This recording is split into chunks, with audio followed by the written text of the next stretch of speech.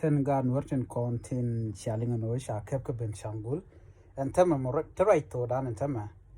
ken cha mo ga torbiele no ka gambela ana batu ni ken baka nywa ga kel gwasame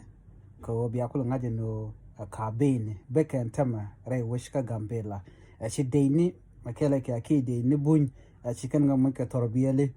da shi kan ko da ka sosa lo biga shop gwas dan en tena tinga gambela shikamanen yan mo kan turti ti kan gar kontin tin chiwa ka sosa ko buko tet ka dap ke dera rode mameka kan roy mi jidit kan kul ngaje no ngum mi to mo non ka je shikaman shaling manan ka chenu ye ken yo no kan gar ti chawo dong kwa la no gwan mo dong de ka latin anta ma cha joy ko cha mi torbiele non ka de wo shikaman ngayen no